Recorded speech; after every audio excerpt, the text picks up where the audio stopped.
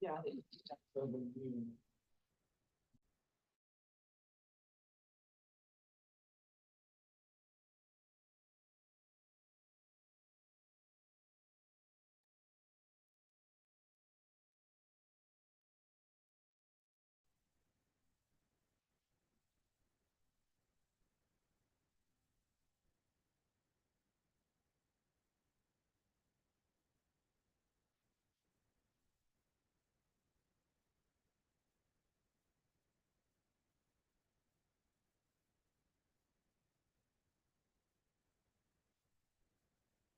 Right. My God. I've had to make my cat.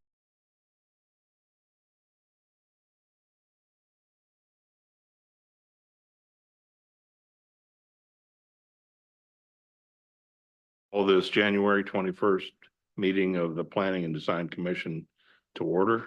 And if you would join me in pledge of allegiance, I would appreciate it.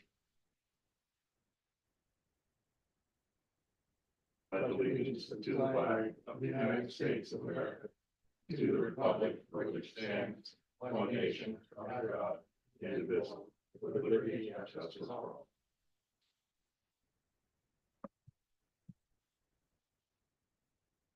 Thank you. I appreciate that. I'll ask for discussion or a motion on the December 15 meeting minutes. I have a comment on the meeting minutes.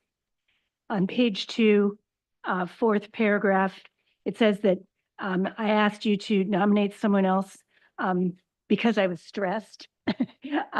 The actual reason was that I've done it since the beginning of the Planning Commission, and I did for many years before that on the Design Review Board. And I have a new job, and I don't have time to do it. Not that I'm stressed. Appreciate that. Well, but that's not why I backed out. Any other comments? I'll take a motion. So moved. Second. Have a motion and a second. All in favor of the approval of the minutes, please signify by raising your right hand. And it's unanimous. Thank you very much. Appreciate it. Are there any questions related to military operations? Anything online? No, sir. Thank you. I'll close that session also. This evening, I guess I could ask if there's any public comment tonight. If not, I'll close the public comment section. Okay, so tonight we're gonna have an overview of chapter 4. The staff will be presenting to us. Prior to that, though, I think, Kurt, did you still want to have some time for discussion about that other issue? About your meetings? You had sent me an email. TIA. The TIA. Oh, I think that was Meant to be for the NERPIC meeting. Oh, I'm sorry. Yeah, so for maybe a February or March NERPIC. Okay, If you all could right. put it on the agenda, but yeah, hopefully some good coordination arising, I think, out of all of our changes. That's something that we've been doing, just kind of getting the whole 3 municipalities kind of working under the same playbook and the same data. So just kind of going, creating a transportation plan, but that's for the NERPIC. Okay, that's fine. The NERPIC meeting for the board is this Friday at 9 a.m. And I guess it's back over across the street. Is it in the same room? Okay. Did they get new chairs? Good. Good. better, but they're. At least I won't fall off of them. So, all right. So that's open to anybody on the board here, that would like to attend. So I'll go to discussion on chapter 4 and turn it over to staff. Mr. Chairman? Yes. Before we do that, I would just like to publicly thank Ms. Anderson for setting up the tour that we took earlier this month at Habersham. It was extremely informative and very well put together, and something that the type of thing that I think we all could benefit from doing more of as we proceed with our work. But thank you, Libby, and great job. Everybody, you know, Thank great to go, good. A little bit chilly, but I think it worked out. It worked Well, out. A lot chilly, but I think it worked out well, so. It was a good one, Bill. And we got coconut cake. Oh, it's amazing. Thank you, Libby. Thank you, Mr. Chair. Okay, so staff, take it away. Okay, yeah, so we were just gonna discuss and present chapter 4, which is the design standards. So for people that are in the room, or we're in the room, we are not talking about zoning or uses or those kind of matter setbacks that are in chapters 2 and 3. We've gone over them. We'll have to obviously talk about them again, but since we didn't have any development on the agenda for tonight, we thought this would be a good idea to kind of talk about these items, because obviously your work session was spent as a tour. So since the last meeting, we have made some changes. Since that 12/1/2025 meeting, we've made some changes based on the discussion that you had. And that's basically what we're trying to talk about tonight. And what are those things? And let me just present them. And then we want to kind of gather your comments so we can make some changes for that February work session if there's some issues or anything at all. And then I think the end goal there is for hopefully to vote. It might take a few meetings in February, or maybe we go to April, but that's kind of the goal, is to kind of vote in March, at least bring these final revisions to you on 2, 3, and 4, on chapters 2, 3, and 4. So we're 2 months away from that. Maybe we can do it, but we'll try tonight to get through this. So again, we were going through chapter 4. That was kind of, it created the most amount of comments, I think, of all the chapters. We were getting into all the details of it. And I was just going to go through this and, just stop me as I present if there's things that, we didn't fix from the last meeting. Now, I will say that there's a few areas where we were going to insert pictures or graphics. In some places we have. So that can be done, by the time, March comes around. But, we try to fix all the language and the issues that you had addressed before. But the big thing, so I'll just start here and, Kurt, go ahead. Before you get going, one of the things we asked for at that last meeting was some kind of a key or a guide as to what various colors, highlighting different Oh. things mean, and I don't see one. So but I do see at least red, and I do see some yellow highlighting, and there's some more that I overlooked, but can you explain that so we all are on the same page? I thought that on my version that I printed out, and I think that was formatted, it was all just red. Okay, well, if you look at for example, page 56, and But later on, there's a bunch of highlighting. 56, Oh, and it's earlier too, page 16, Well, page 11. 55 has yellow. you mean the yellow? Yeah, that's highlighted. Okay. Okay. I'm sorry. I thought you meant the blue. So yeah, the yellow was the things that we added right after the last meeting or during the meeting. Does that make some sense to everybody? And the red is The red are the changes. that we already agreed on. They are the changes to the code. The yellow is the changes we're highlighting that you talked about or we made after your last work session. Okay, the changes to the code. By that, do you mean the changes staff has proposed to the code? As opposed to changes that this commission has reviewed and agreed on? Yeah, I mean, the red are the changes that, I mean, I guess it's kind of a combination of the two, right? You know, it's kind of based on your comments and based on, we've made the revisions. So the red is the proposed changes. The yellow is where we were at the last meeting. So we've already discussed and gone by anything that's red. Is that fair? I believe so. There might be some things that we missed, but I'm gonna try to just do an overview, and if something comes up with each section, maybe we can highlight it again.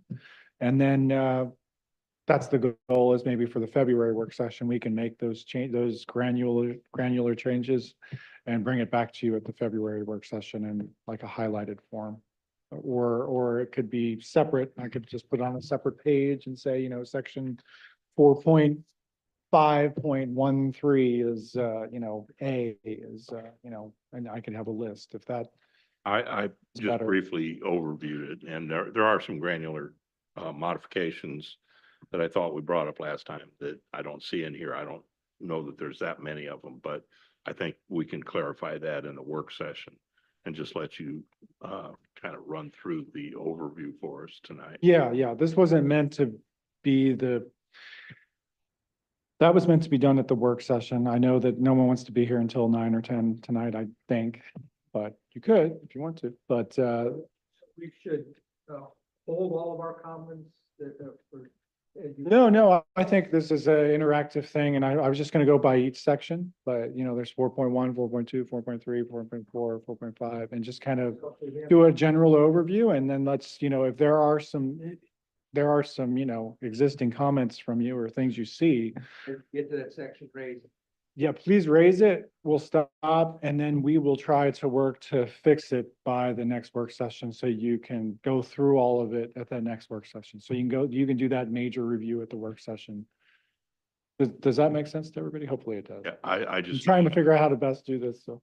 I just know I haven't had a chance to really go through it, you know, in detail, so Yeah, and I would, I'll hold my comments for the work session. if you're gonna change from this to another version between now and then,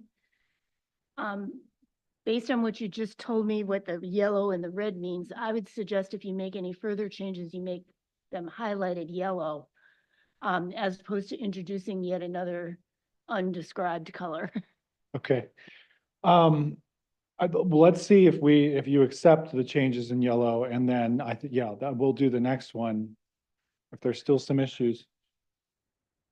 Oh, I think a lot of the changes were in yellow from the last meeting. Sure. But the red line versions are the ones that we basically inserted new.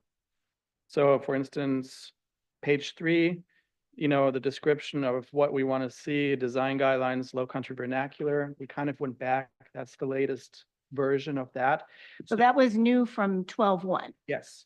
Okay, So if you, We and reviewed if you it, but- turn to page 16, for instance, you have a red insertion that's stricken through, which basically at a more previous time before 12.1, we had talked about the local design quality section, but with what we had lastly, you know, amended on page 3, we struck it out.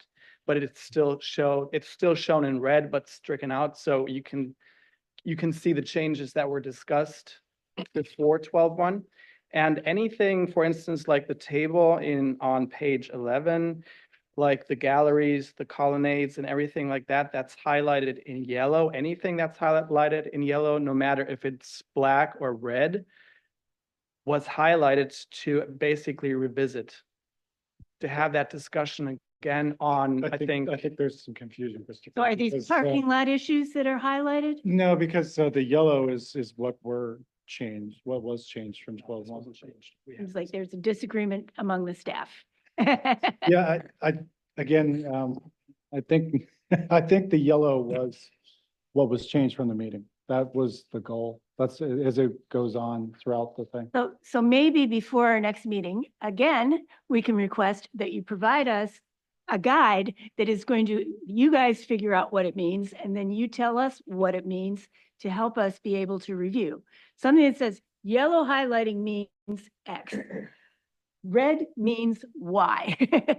Black. Yeah, I mean, the, Original code, but you the know. yellow was the things that we discussed the last meeting or that were added since the last meeting. That's what I understood. Sounds like the red has been changed throughout all the meetings, but the yellow was what was changed since 12-1. Okay, So- again, I see some disagreement among the staff on that, but go ahead and do your overview. Well, that, I mean, I think that's, you know, and that I think was the change from the days after 12-1. So that, Well, like I said, I think as Mr. Chairman has asked, go ahead and do your overview. But if you could please provide us some, you know, some specifics on whatever draft we're supposed to look at on our next work session, so we know what we're looking at. We've asked this multiple times. And, you know, first of all, the staff has to be in agreement of what they're presenting us. And then we would like to have that so we can understand what we're looking at. sure. Okay, I mean, again, the yellow is the things that caused issues from the 12-1. So as you see that, that's what we'll discuss, so. But is that fair going forward? So I thought that was done, and I'm sorry we disagree, but that's what was changed from Metters, and I know this is confusing. So again, the yellow were the main issues that were changed that were not agreed upon or were thought of as future things to resolve at that 12-1 meeting. So that's what the yellow highlighted was. Now, the red line had been changed throughout this entire time. Are you saying that the red has been agreed upon and the yellow is up for discussion? Is that The red has been proposed, the red has been what you've been talking about. You haven't, I wouldn't say you've agreed upon. I think there's just, that's the confusion. There's been a confusion throughout the whole thing. The yellow were things since the 12-1 meeting. So what was done is this is the 12-1 draft with some changes since that 12-1 that are highlighted.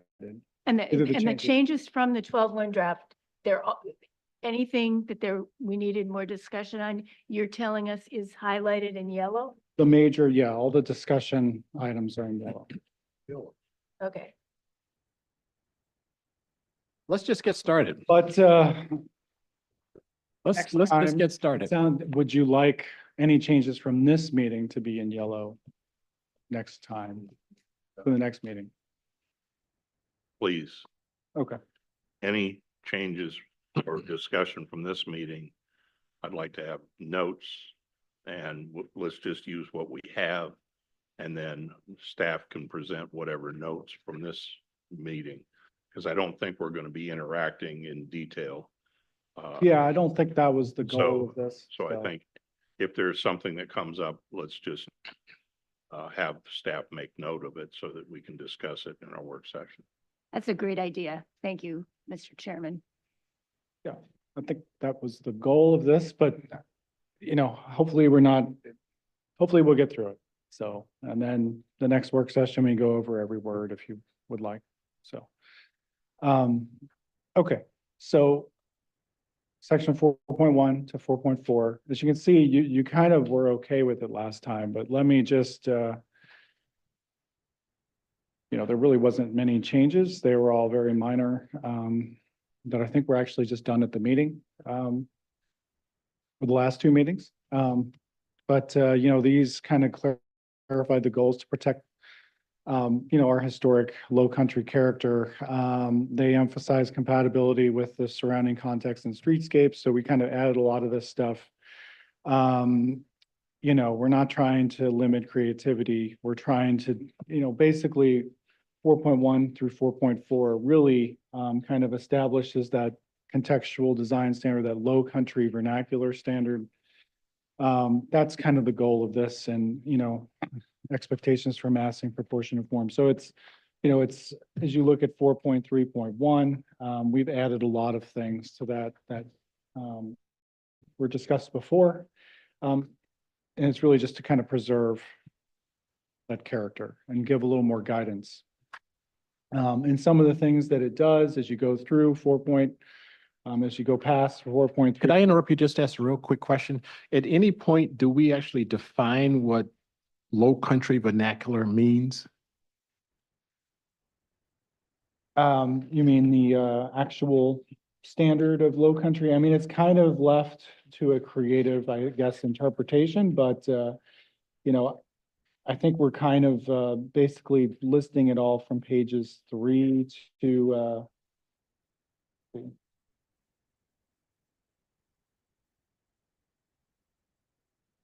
I 7. I was just curious because Well, really to page 8. And so, it's defined on page 8. I mean, I think all that's a good question. That's a good thing to bring up that maybe we could, I so we've guess, taken the specific guidelines of 4.3.2 on page 3. No, I understand that.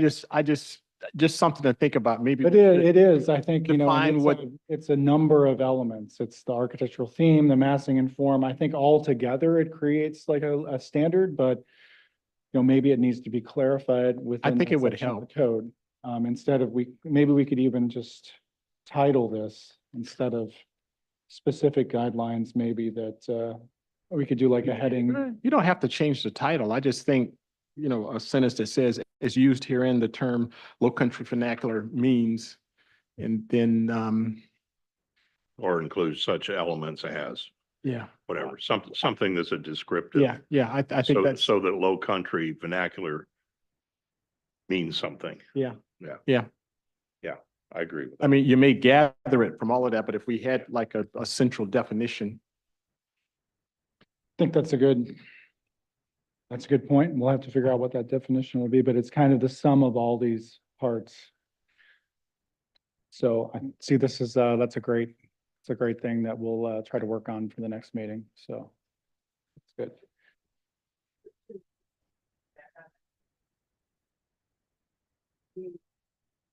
Talked about traditional low country buildings are characterized.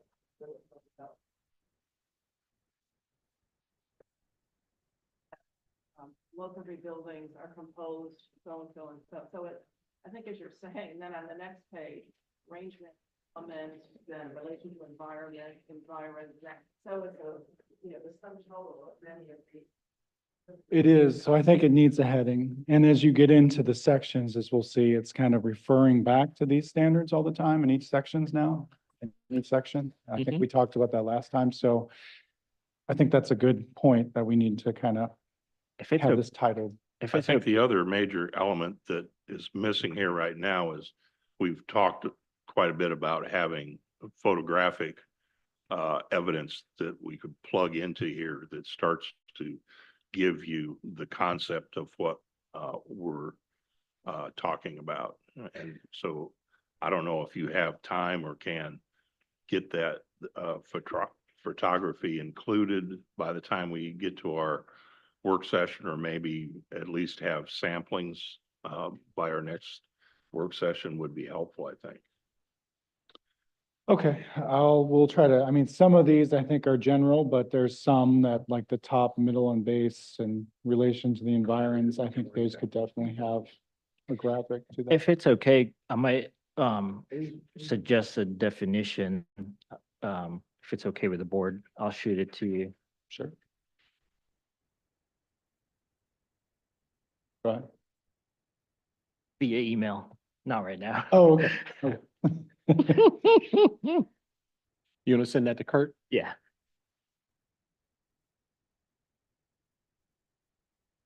And I know we went through all these, but I think the big change from the last time is now the sections are kind of referring to this section as the Low Country Vernacular Standards, and we need to title it. So I think that's an excellent point. Keep going. So I mean, just what are these sections trying to do? We're trying to create like a low country design guideline, I think, for the city. And what does that do? You know, it discourages the monolithic or oversized building forms, and encourages, you know, narrow frontages. You know, it's really stronger requirements for building orientation of streets, expanded uses of porches, arcades and shade elements and climate responsive design. So all of those things that were found traditionally, I think, in Beaufort in the past, where, the vernacular architecture was based on the climate and, really the materials that could be found. And, but, somewhat melding it with the form-based code by trying to put those, buildings, relation to the street. So that's the goal here is, we're trying to create like a general set of standards for all buildings. So when you're reviewing things, you're not reviewing in a vacuum and you're just saying, well, I'd like to see some low country standards or details, what are those? And hopefully this provides you some more information, so when the next case comes forward, you have all of these things, you can say, does this really meet those standards? It's kind of the overarching. For 3 years. Still on 4.3, this is just kind of, Where you go to so I was talking about the materials, the roofing, the trim, and discourages the synthetic, reflective, or corporate style materials, so. Before you go to 4.4, I'll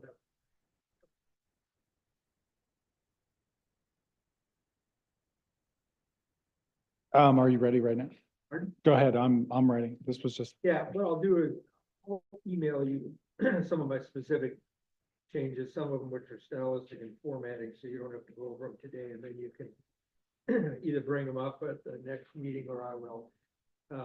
There's a small one, just one word in section 4.3 that I think is important and is misuse of the term, and that's page 3, top paragraph guideline, where it references to maintain the traditional small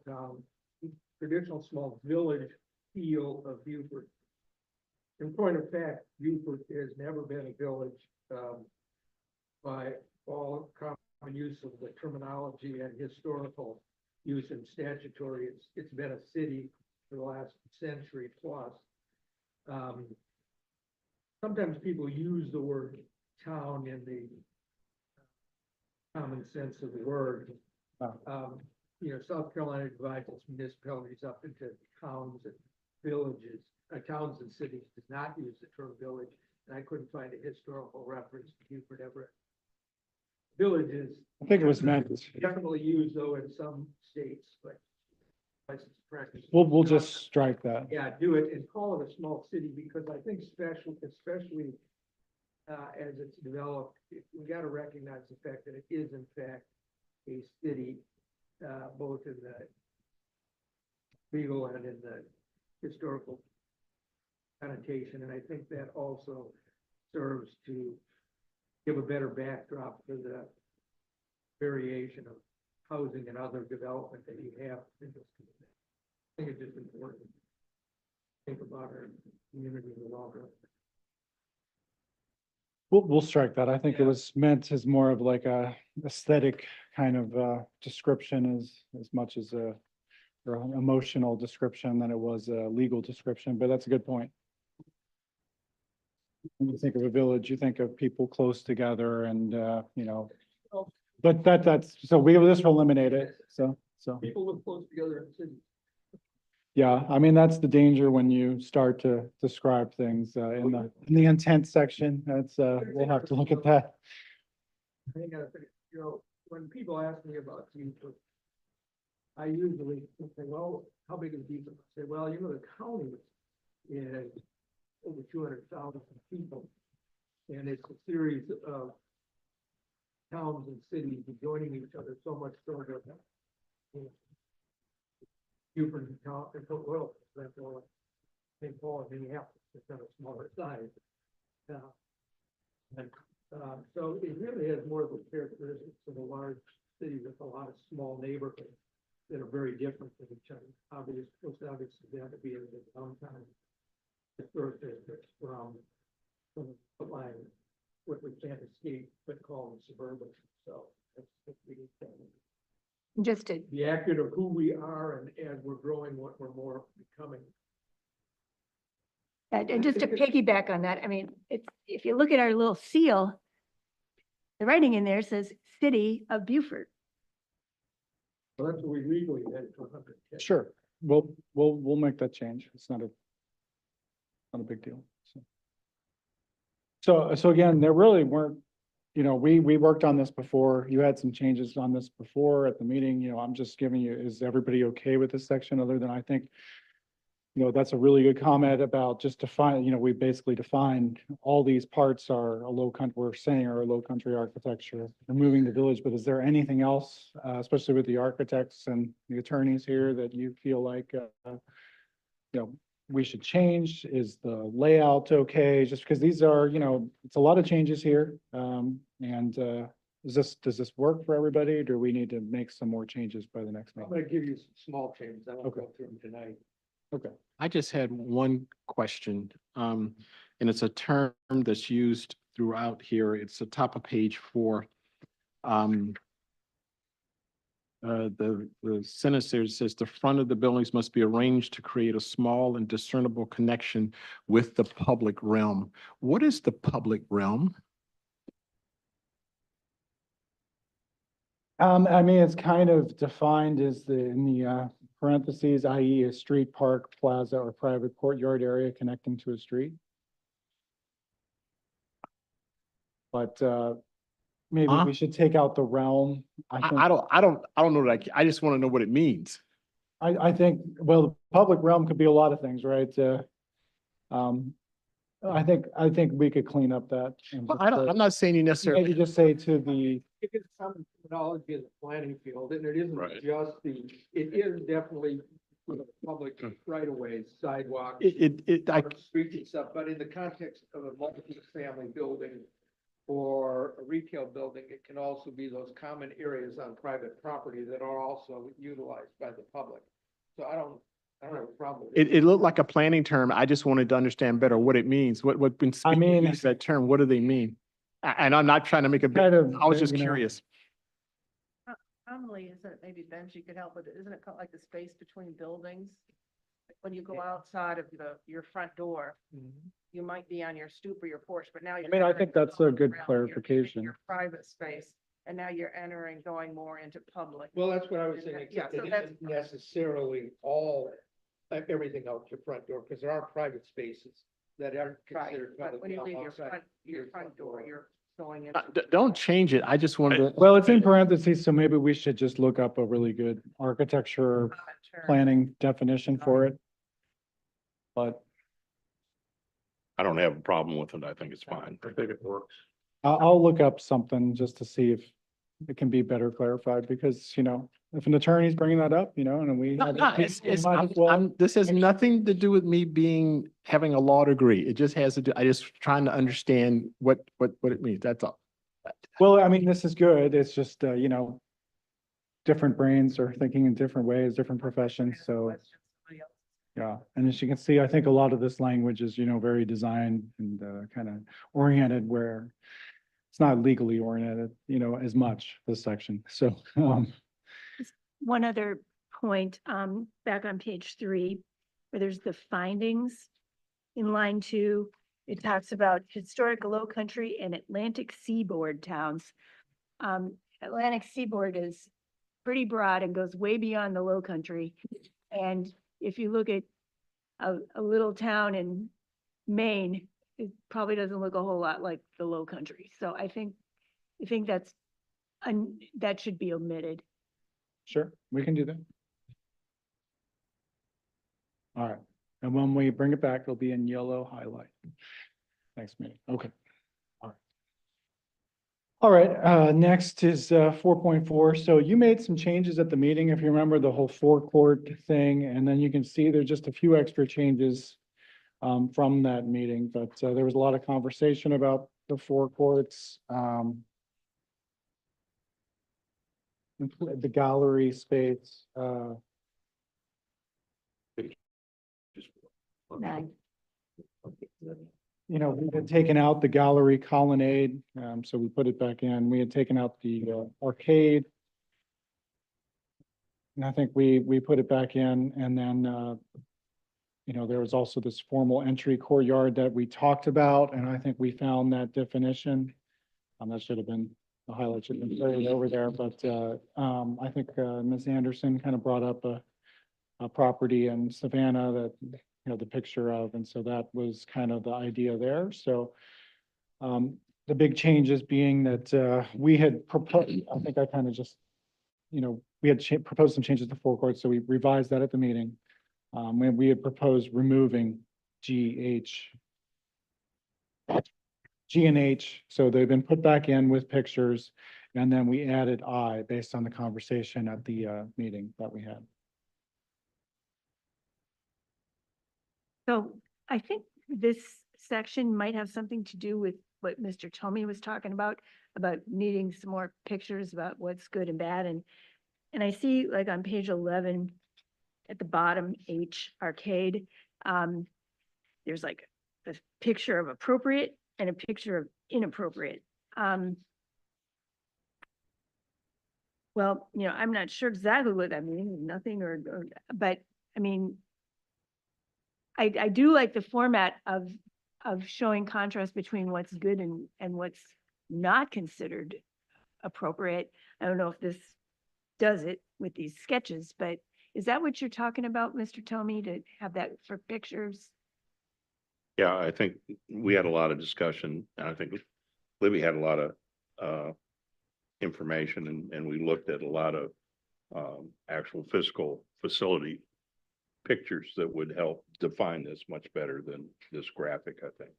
And we added some pictures, as you could tell, but maybe these pictures are just not, those are all new, all the pictures that you see there, so. Yeah, like for example, that shop front awning. Mhm. Okay, so I assume that picture, the actual photograph is is good, like appropriate, but the sketch on the top is kind of even hard to figure out what that means for me. So yeah, the code had all of these, kind of diagrams in it originally. And so we were trying to add pictures to better explain it. So you're saying that, but we haven't added pictures in all of them. And so you're saying that the diagrams are not very helpful and that they all need pictures or they need better pictures? Is that what I'm not Or understanding? better diagrams. Better diagrams. Okay. Or, I mean, if you can't find a picture, there could be like a sketch,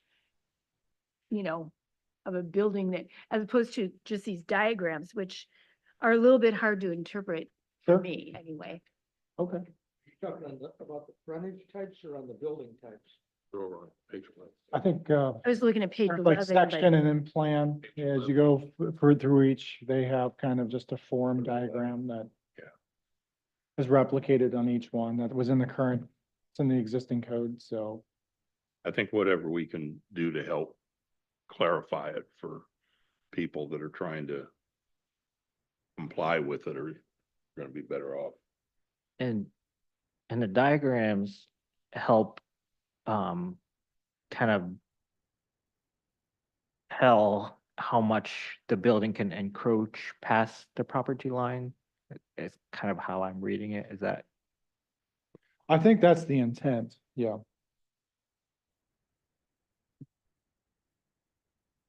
And this will probably take, we won't be able to probably have all this by February, in early February, so that might have to wait till March if that's okay. Those changes, Both keeping the because I can't. the Do it. section and the photographs, because different people relate to Mm. different. Yeah, Things. Yeah. Some people respond, understand photographs better, but an architect might really like the plan view. Okay, there's the property line. Right, See yeah. that the arcade can go over 3 feet or whatever it is, so. but probably notations on what the graphics actually mean too would be helpful. Yeah, I can understand your point. It's not super clear on those, but that's good. That's a good thing for us to talk about in this meeting.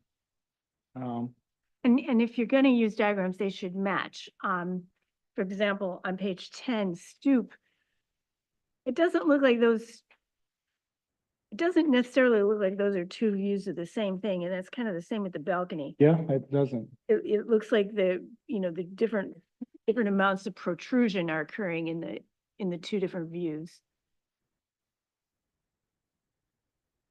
Yep, I would agree. All right, we can work on the diagrams and the pictures for each one.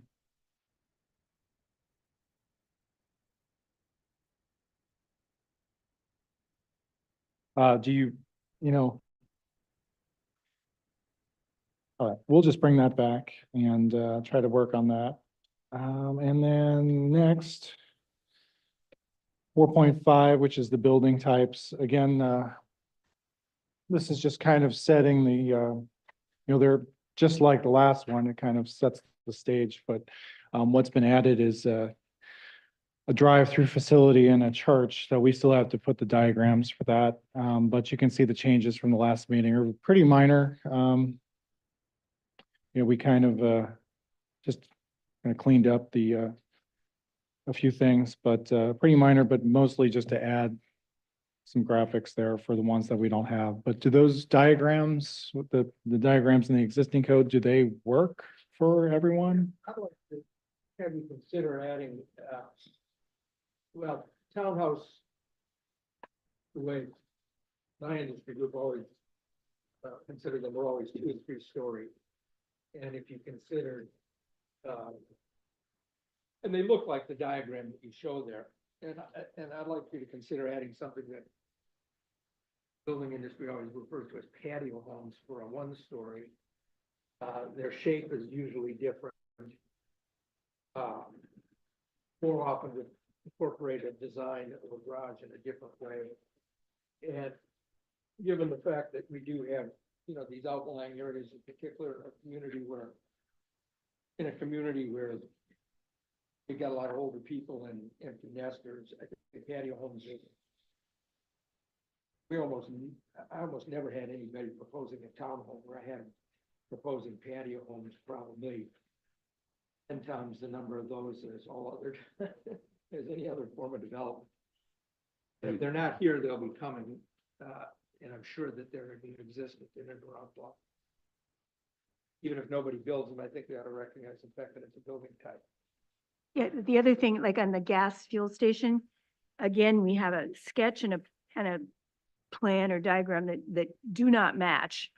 And if we're going to do a sketch or a diagram, it should comply with the code requirements. I mean, it should show setbacks, that big canopy on the sketch. I'm not sure that that's something that would be approved. There's a little tiny canopy, if there's a canopy at all on the plan. I mean, they don't look consistent to me. Sure, I mean, that's again in the original code, the diagrams, but looking at it, that is a very oddly designed gas station there. The first one, that is, yeah. And the only thing unusual about that design is it back, but if that's the way we want it, then that would be an accurate design to me. I was looking more at the size of the thing. That's what fuel stop is. Huh? That's pretty much what fuel stop is. Yeah, I mean, the canopies are pretty big. Okay. Just in general, we were trying, this is just general, not changes, but, we were trying to, as we go through each one of these sections, we're trying to really increase, they were very general before, and we were trying to give each use type a lot of architectural specificity. And we're also trying to, so they're enforceable, right? And before they were very general, as you can see from the code that's not in red. And we're trying to discourage like kind of the prototype or the tract home or the prototype architecture. And, we're trying to just, we're just trying to have that really good architectural standard that is easily understood by a builder and by you and by the public when it comes to the board. So it's not so unclear as to what the code really wants. So I think the the code was very general before, and we're trying to provide a lot of specificity now and in a low country kind of design quality way. So hopefully that makes some sense.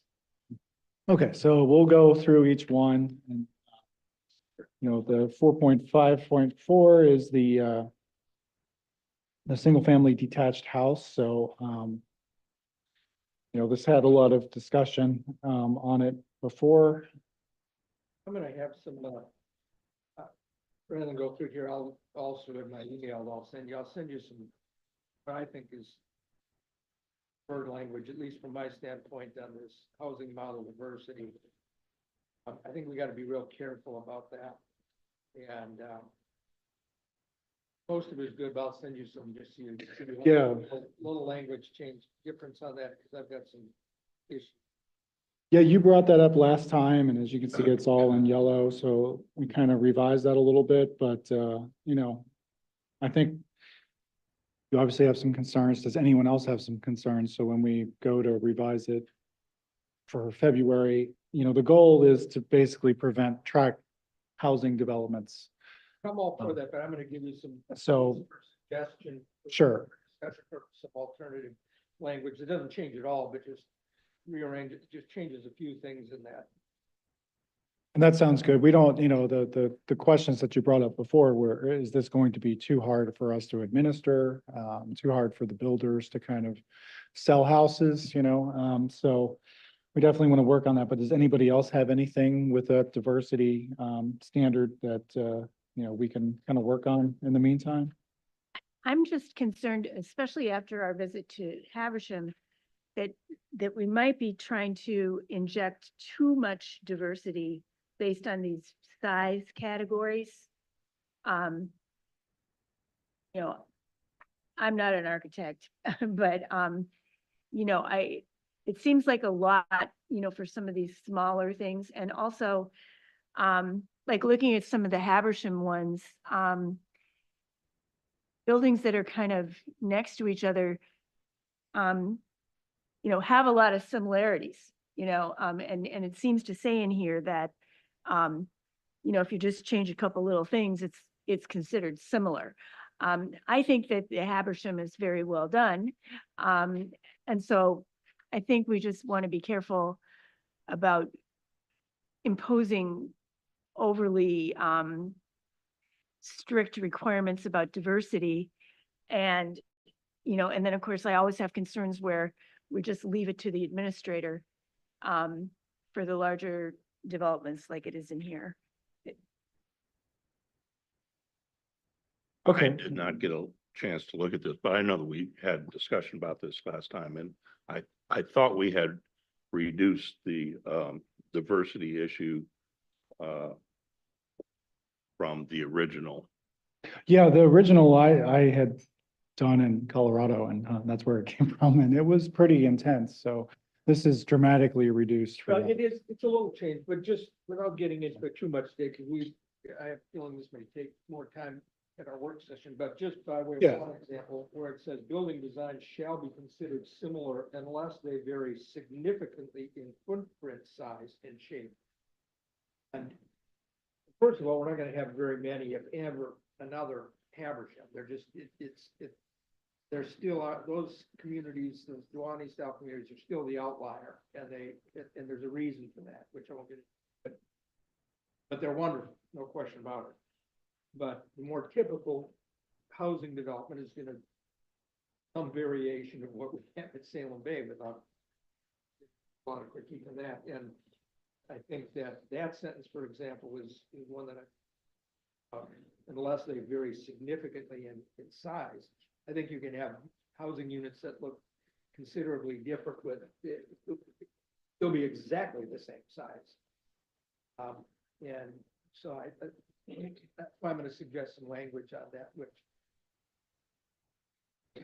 Yeah, and so basically, what we had before was almost like what we used to call like a block diversity model, where you would have to, where the builder would have to provide each block and basically provide a different architectural type, and there were standards for each, basically for each of those types. And you brought up, I think, Ms. McFan also brought up these issues like how are you going to administer that? You know, builders are wanting to build, like if Benji wants to buy the Willow model, There, and his wife wants, or the builder doesn't, have the Willow model because the Willow model was in the lot, then this is a problem. And yeah, right. Yeah. And so I think instead we went to really trying to water this down as much as we could, but still try to get some diversity. So, There's, I'll give there's you- a, It's been down But the yeah, road yeah. so many times. Give you some ideas on that. Watering it down completely. I understand what you're getting at, and I support that idea, because I've seen these communities where planning commissions would say, how are you gonna find a good home as yours when you come home drunk at night? Because they all look exactly the same. And Yeah. There's an argument, you know, a guy, one of the planning commissioners used, I said, well, don't come home drunk at night, you know? But his point was well taken. You can't tell the difference other than the number on the house. You know, yeah, there's an idea that I read somewhere, I think it was like Jeff Speck or something, that brought up that one of the solutions maybe that I kind of like is the developer, if they're doing multiple blocks, you know, the developer would have to be required to hire multiple architects. And that would kind of naturally, you know, create a definite. yeah, that would, I don't know if Is there a you're. business? That's the architect full employment law. That's the architect union full employment law. when you have a crack builder like a Pulte or, you know, one of those, they're gonna have their own. Sorry. I mean, they generally have a lot of different plans and elevations. Each regional office has different plans and elevations, but, I think the key is. they usually don't have a staff architect. I think the key is there has to be some respect that the market's gonna shake some of these things out. So if a developer like that comes to us and proposes a community like Salem Bay with 8 or 10 different models, not everybody's gonna pick the same model. They just aren't. You know, we can figure out a way to hold them to that a little bit more than just saying let the market completely dominate that decision. As a way of sorting things out generally appropriate in the end, if, as long as they aren't, like some of these communities have, and I've seen them, I've represented some of them, they come in with one model because that's all they want to do. You know, and they look exactly the same. They all have white garage doors, pitches are all the same. Everything's the same. I understand that's what you don't want. Yeah, I mean, there's obviously economies of scale when you have, that's happening in the building industry, when you have a large developer that's the builder. And, you know, it makes sense that they can build almost the same floor plan that looks slightly different and maybe meets your code. So I think that's what, you know, this whole code is to try to get away from that, because Beaufort wasn't that, you know, Beaufort was these very cobbled together or vernacular architecture, or has its own vernacular, you know, the Beaufort style, which, you know, it wasn't the same building every lot, so. I mean, I just kind of, you know, we added the 18 inches at a meeting, you know, that I think probably goes a long way, the Foresight architect, we talked about all that stuff. The things that we're kind of taught, you know, that were brought up here were the garages. So you can see that, we obviously have to insert a diagram, but I think there was a little bit of disagreement, you know, I think staff was really proposing, eliminating, front garage doors for the most part. I think, you know, maybe you thought that, maybe that was too strict. So I think that's still kind of a question for us to kind of discuss. And so we had the Salem Bay image that we kind of wanted to talk about, that, you know, maybe this isn't allowed, but, you know, we're trying to access them from the rear. We talked about the side garages too, that was a change, but this is still kind of like a topic that wasn't completely resolved from that meeting, and I don't think we spent enough time on it. So maybe this is the time to just talk in general about it. I'm gonna give you some, on this one in particular, I've written a lot of notes on it, which. Particularly in the detached, single-family context of how to deal with these garages. I think it's somewhat different when you're dealing with townhomes, for example. I have real trouble with this.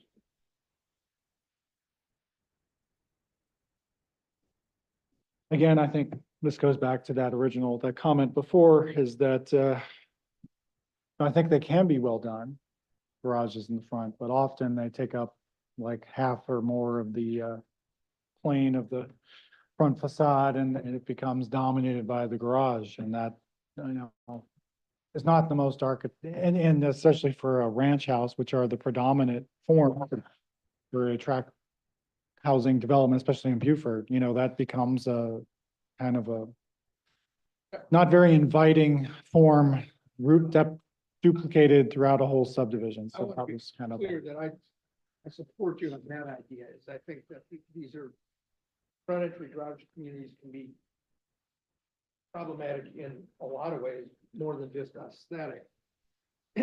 When the community ends up becoming dominated by short driveways filled with large trucks and nobody's using their garages and the garages all look the same. But I also think that practically speaking, given the fact that we still want to create affordable, affordable in the sense of being more affordable housing than not, we have to recognize that front entry garages are a predominant form, and if we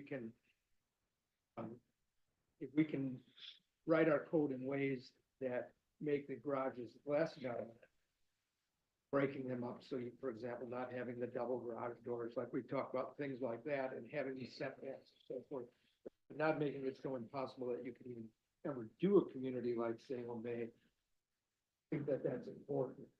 Yeah, and I think before, remember, I had like a percentage, I know it, and now it's just pretty clear that you just can't do the front garage. So that's the change, so it's whether you agree with that. You know, I have seen a lot of codes that kind of have limited to I've seen that's being a compromise, like a one-car front garage, if it's not gonna be in the rear or the side. That's kind of a compromise, so that's something we could, or not, you know, if that's not somewhere where you wanna go. But, okay. Curious if anybody else has any opinions on this, because, no? Oh, Benji? No? No? Okay. All right, well, so everybody's okay with this, or wants to consider maybe some of, Mr. Bardenwerper's, I'm gonna send it to you for consideration. Changes. all right, no, I mean, I'll just put it in there, and maybe with a note, we can put No, it. Well, wait a minute, you're not gonna put it in there, you're gonna give us notes. No, Yeah, we don't want you to put anything in this. We want you to give us notes of what we discussed tonight. yeah, Okay, that's fine, It would be helpful to and I'll have send it to you. examples, I mean, whether it's photos or the plan or diagram about exactly what these standards would yield. Because it's all, everybody's sort of, setback 5 feet, the garage 2 doors, 1 door, I mean, it, it's like, Bill, whatever. I could probably get. Yeah, I mean, that would be, I would Probably say. yeah, as you see, we got like insert diagram, insert picture, so I think, that's the thing we have to do by March. And I think in particular, Fortunately, we haven't done it yet. in our, let's say for the new larger subdivision, isn't it now required, didn't I see something about should be alley loaded if you're over a certain number of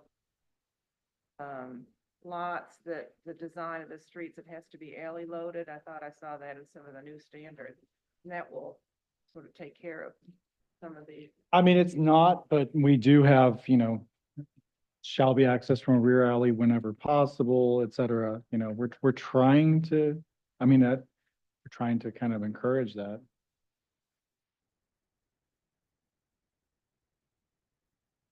I just think having some examples about what these standards would yield would be very helpful.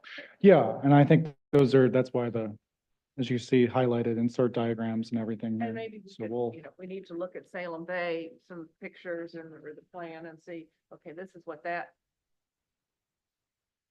this is what happened there, and we do, I don't know, just some more, because it is critical. And it really, the garage and its location, its size, everything affects the feeling of the neighborhood immensely. I mean, it just, even the walkability, if you're trying to walk down the street, we require sidewalk, but if there's a garage a driveway every 50 feet, you have to think of the lot width. I mean, it's all, things work together to create a place. I mean, just need to think carefully about it, is all. yeah, essentially what you've got here is a very clear, you basically have to do a side loaded garage and or a rear loaded or alley loaded garage. That's basically what these standards say. But, And now they're very clear instead of like a percentage. The other thing that kind of came up last time that we made changes was the front yard landscaping. There was a lot of conversation about the ornamental tree and that kind of thing, but we kind of eliminated some of that stuff. Just kept a few of them. I had a quick question. Sure. Actually, it's going to be about an ornamental tree, because we did discuss, and we all know what it is now. Is a live oak considered to be an ornamental tree? No, Okay, definitely. good. And so and so we raised the caliper size. We need to delete that, but does this all look good, just a general, as we move forward? Okay. Mhm. Okay, so everybody remembers that? Page 20. letter H. T3S really didn't have many changes at all. Again, garages were kind of the biggest, issue. Everything else, I think you sort of agreed on, right? Yeah, right, unless there's something that, has come up, but, it was the same thing as the single-family house. Again, as these go forward, like an accordion, I guess.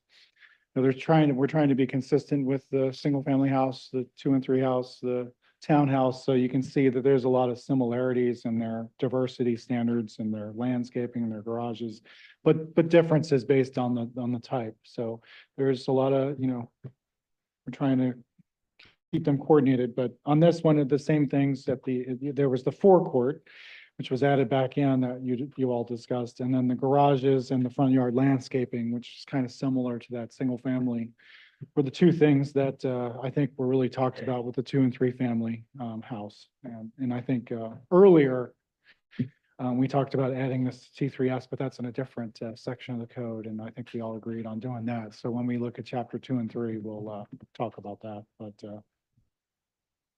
I don't know if any of these, if you just want to go to the garage standard here. So it's kind of adding the same side garage standard, clarifying the garage to making it really simple of what we're asking you not to do, adding a diagram, as you can see, which we still need to do, but otherwise they're somewhat similar to what we just discussed before. And then, the landscaping is basically the same as the single family now as well.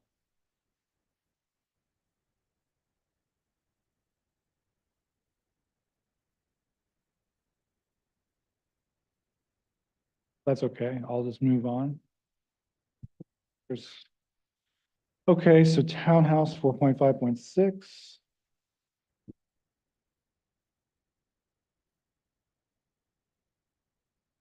Again, the one, general change on this is the forecourt was added back in. That was deleted before. Again, it's got the same thing. So each one of these has the description and the special requirements. That's got the diversity standard, which is a little different for each one, right? But we haven't changed that since the last meeting. The general architectural design standard, the low country design standard. We did add elevation for the single family house. For townhouse, it stayed what it was before.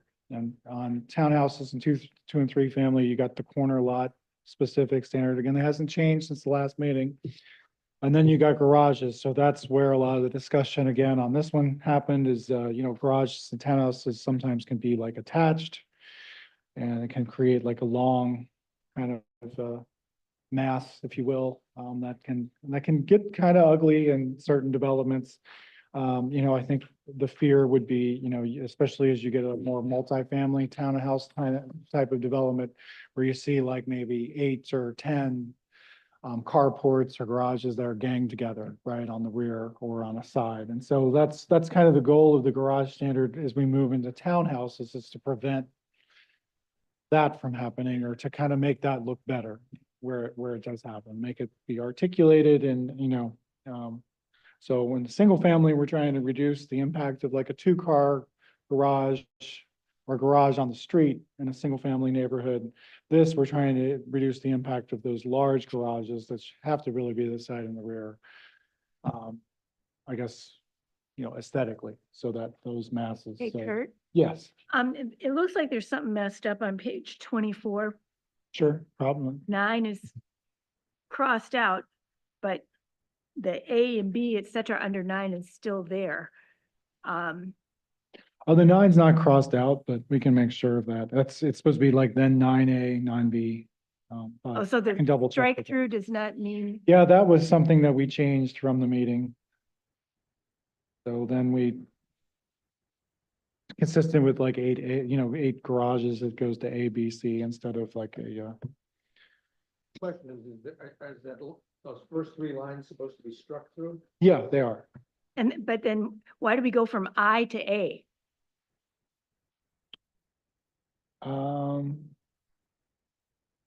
Oh, you mean oh, I see what you're saying. I can't tell you that. That's obviously gotta change.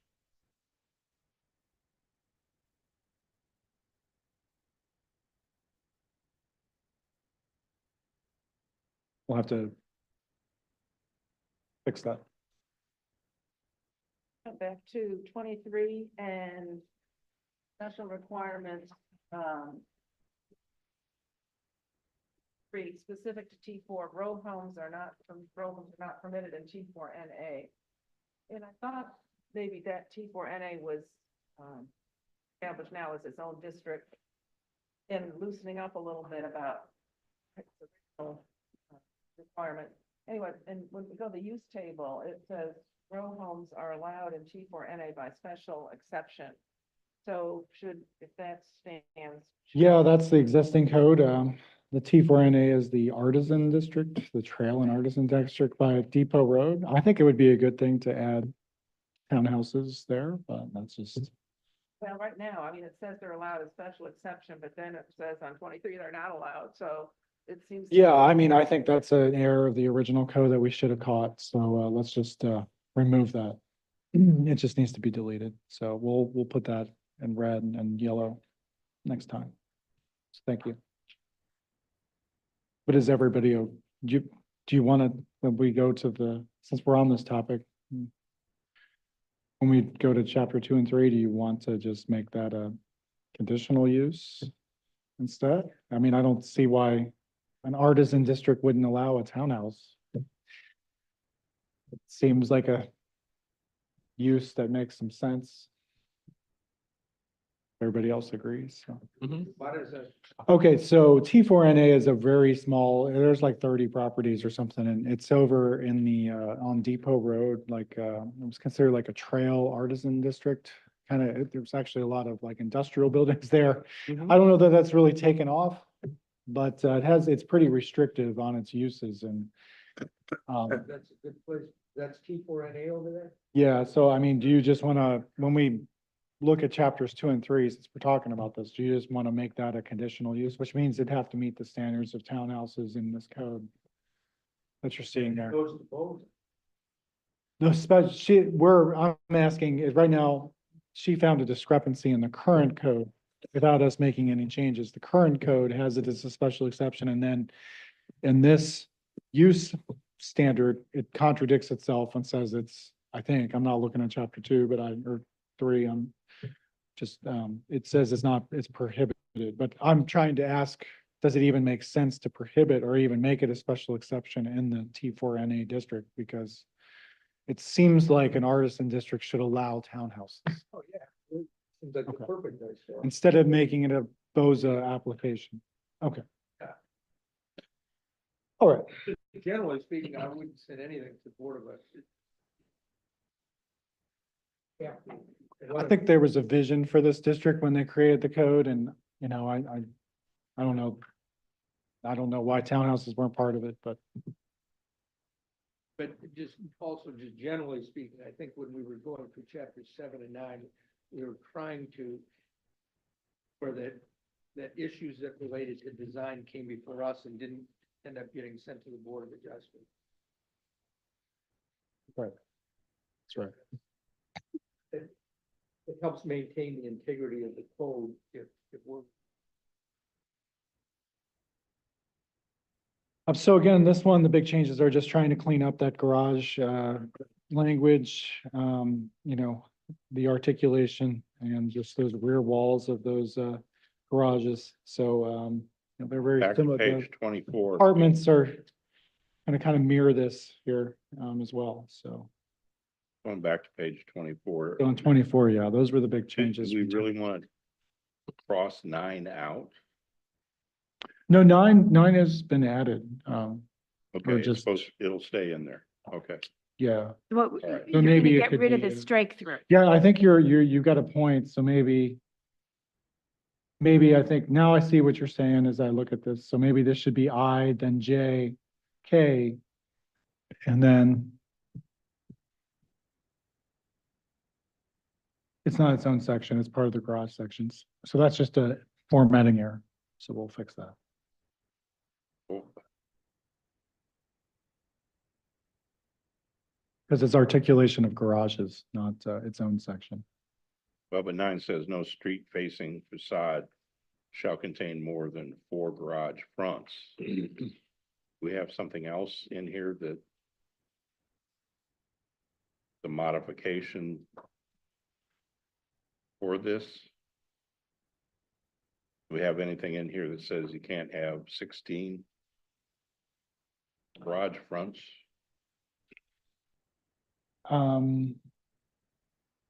Which section are you referring to?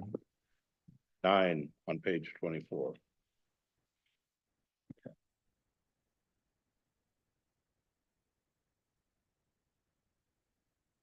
This has to do with row houses, right?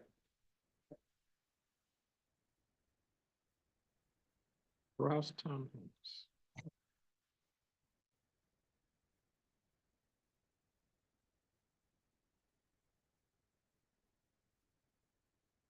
I think that when it comes to townhomes as opposed to single family homes and as opposed to patio homes.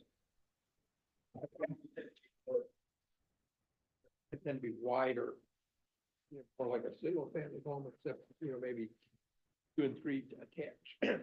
But on townhomes, because they tend to be narrow, up and down, 2 and 3 story units. I think those in particular make a lot more sense to have the garages on alleys. And so when you say garage should be placed behind the townhome, I don't know if you mean set back further from the front facade, or if you mean actually Behind it. behind it, so it's facing an alley. That's right. If you mean behind it facing an alley, then it should say that.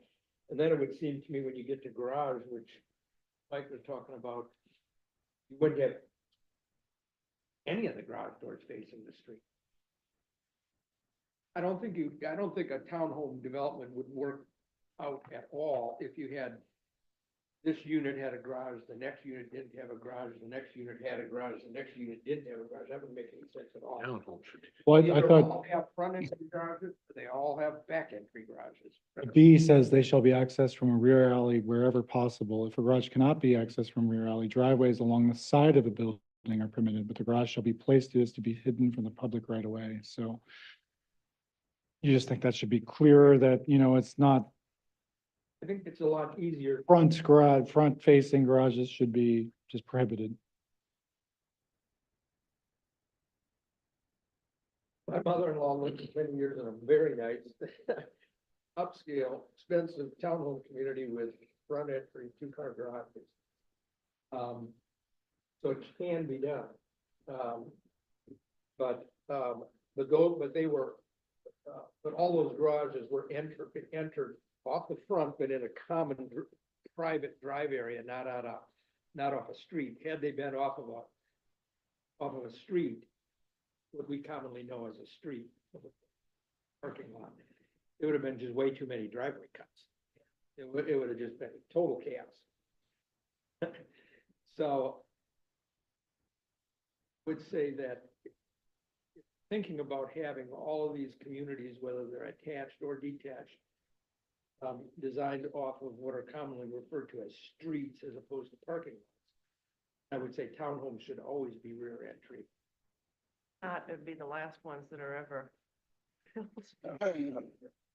Okay, maybe we just rewrite that so it's a little clearer, because I think you're okay if it's, along the side of a building, if it's hidden from the public right away. Use a little creativity.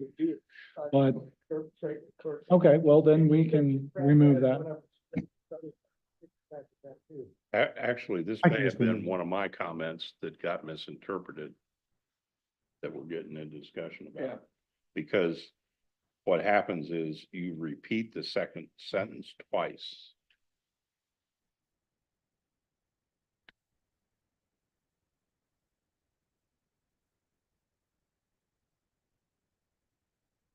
See that? It's just repeated twice. Second and third sentence are the same. I think I was just saying that one of those needed to be removed. Well, we'll highlight this one and, you know, I think the clarity, I think of just saying they're not allowed, they have to be rear facing, I think is probably the easiest thing to do. That's not clear, B, I'll just clarify B.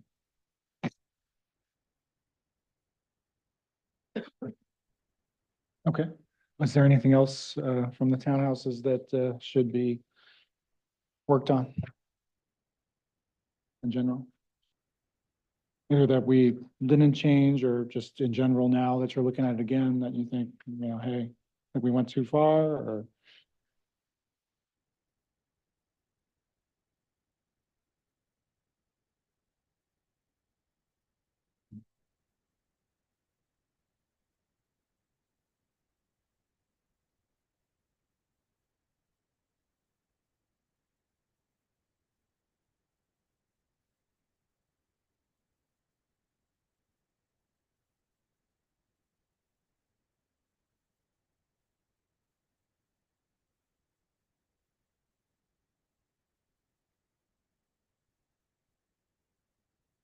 All right, well, I will move on to apartment homes.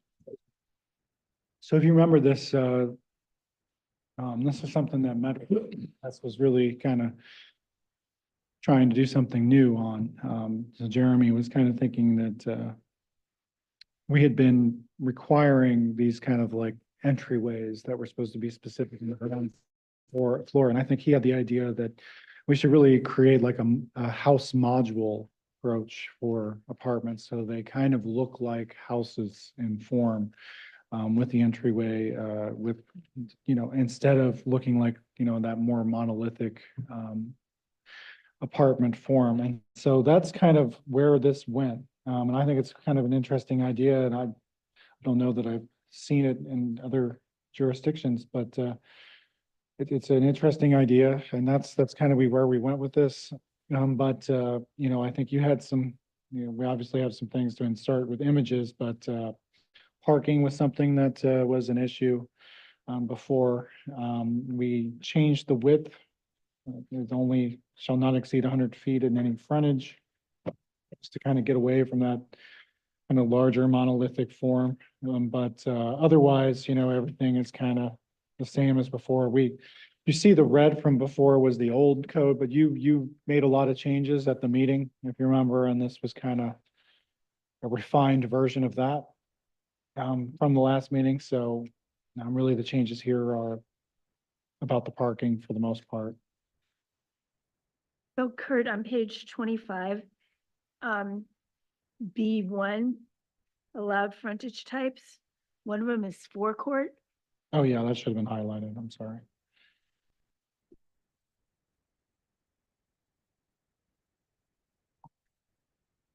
I was put back in. But that should have been highlighted. So.